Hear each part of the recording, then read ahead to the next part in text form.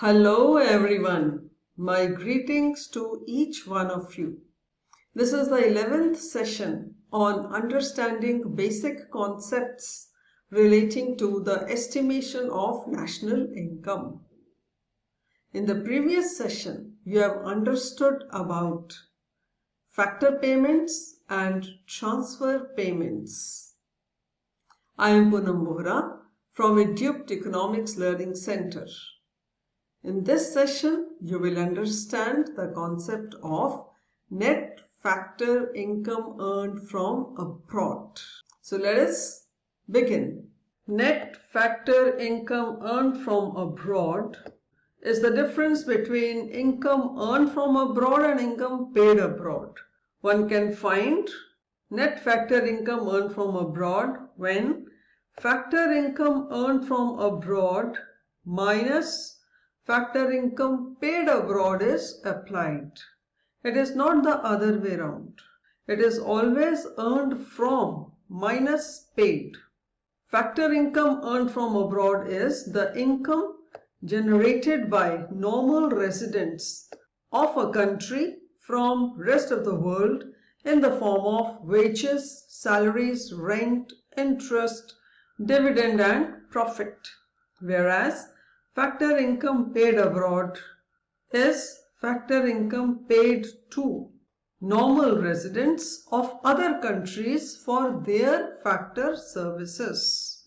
The components of net factor income earned from abroad include net compensation of employees, net income earned from property and entrepreneurship, and net retained earnings of resident companies abroad.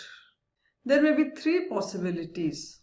One, when factor income earned from abroad is greater than factor income paid abroad. In such a case, net factor income earned from abroad will be positive.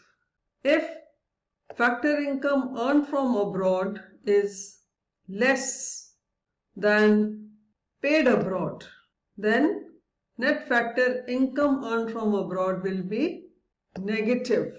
But if income earned from abroad is exactly same as income paid abroad, then net factor income from abroad will be 0. Net compensation of employees is the difference between income from work received by resident workers from abroad in the form of wages and similar payments made to non-residents within the domestic territory. One needs to note that it is always income from work received minus payment made. Net income earned from property and entrepreneurship is the difference between income from property and entrepreneurship, that is rent, interest, profit received by the residents of the country and similar payments made to rest of the world. It is to be noted that it is always received minus payments made, never the other way around.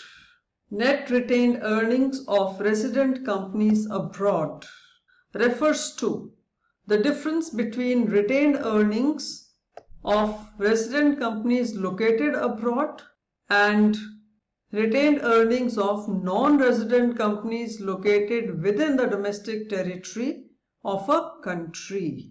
Hence, net factor income earned from abroad comprises of the summation of net compensation of employees, net income from property and entrepreneurship, and net retained earnings of resident companies abroad.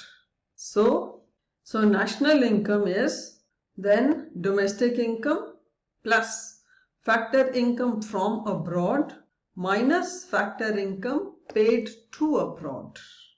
One needs to note that if any one component of the three components is given and net factor income from abroad is also given, then that component needs to be avoided. Then only net factor income earned from abroad has to be taken into account. If all the components are given but net factor income from abroad is not given, then these components need to be added to get net factor income from abroad. Now assess yourself and identify whether the statement made is true or false. Give reason. The statement is net factor income from abroad is 0 in case exports are equal to imports. Please check your answer. It's a false statement, as net factor income earned from abroad is the difference between factor incomes earned by normal residents of a country from abroad and the factor incomes earned by non-residents in the country. It has nothing to do with exports and imports. I hope you have understood this concept of net factor income earned from abroad. It's a relevant concept as it differentiates domestic income from national income. With this, the session comes to an end. The next session focuses on various aggregates of national income. Till then, keep reading, keep learning, and keep practicing.